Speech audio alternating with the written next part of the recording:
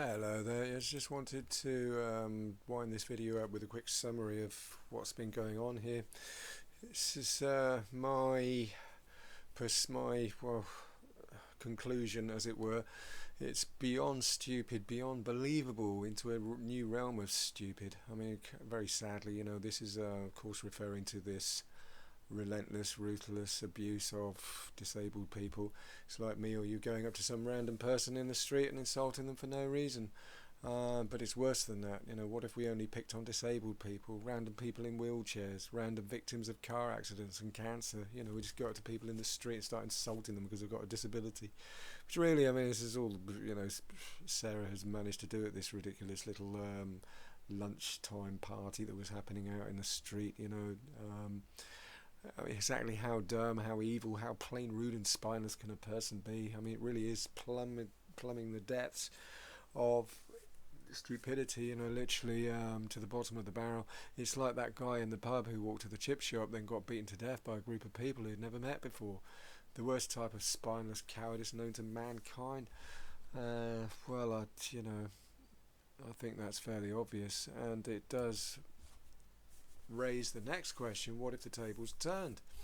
What if Sarah and all this other disableist bullying crew that all these guys I just showed you a moment ago were subjected to a short taste of their own medicine? I mean, what would happen?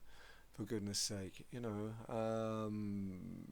seem to be all big and hard when it comes to bullying people together. They don't seem to have much of a problem, but as soon as they're subjected to a short taste of their own medicine, what happens? All of a sudden, bam, we discover that they're just very angry, very short-tempered, very nasty people. Most of them who literally haven't taken the time to find out, anything, or don't even care enough to find out anything about the victims of their bullying. And obviously raising the question, well, what would happen to them if they were hit by a car? If they find it so funny, levelling insults at people who've been hit by a car, how do they cope? When we have a quick look at and examine what condition they're in after they've been hit, 40 miles an hour by a car. Well, like I was, and I wasn't quite this bad, I hasten to add, but I wasn't far off. I was sustained quite a serious head injury and permanent brain damage, which affected my speech slightly, and I'm very fortunate it's not any worse. But the point is there that these people don't seem to cope well when they're subjected to a short taste of their own medicine. It shuts them up, I think, is the point here. And the same goes for cancer. If they think it's so funny, just beating people to death who are trying to expose these scams, what's going on there? When it's their turn to get cancer and suddenly they want treatments and they want effective cures, there aren't any, which is only unfortunately leaving these people in a god-awful mess.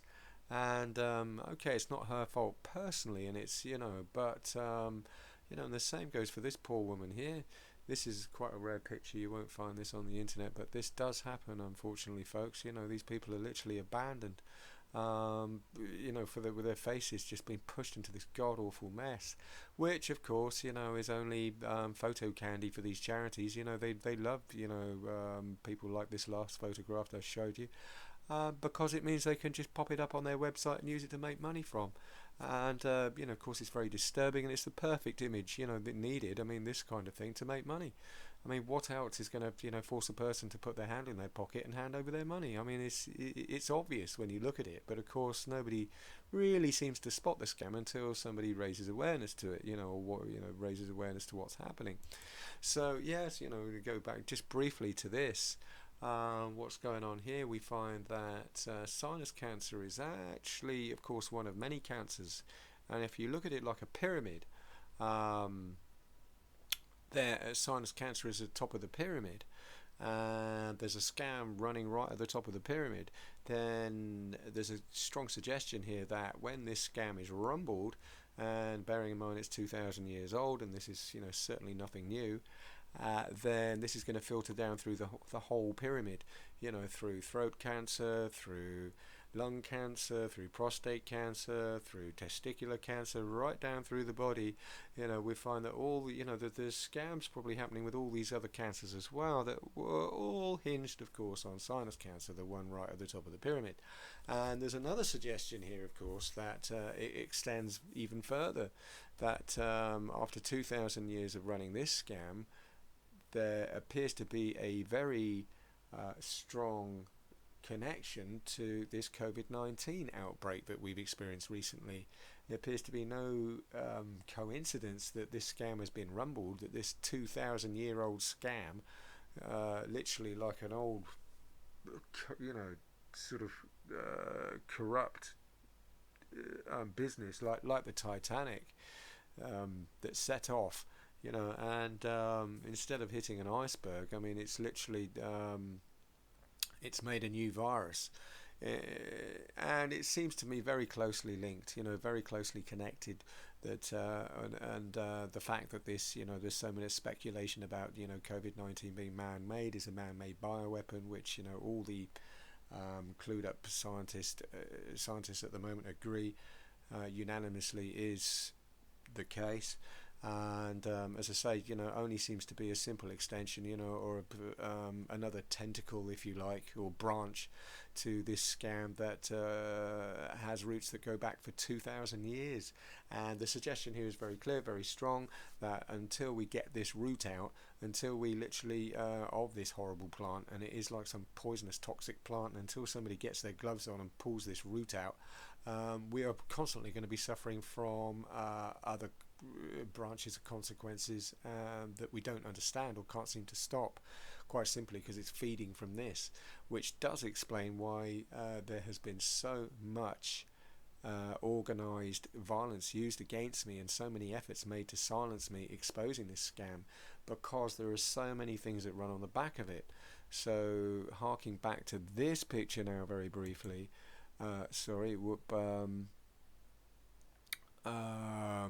yes, this, all the effort, and all this. I mean, how come so many people?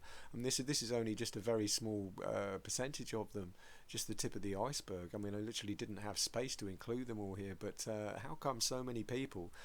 Police forces, charities, organisations, my family, friends. I mean, all these people employed to the task of just manipulating, suppressing me, subjecting me just to ruthless intimidation constantly, with the sole purpose, obviously, of keeping a lid on this stupid scam.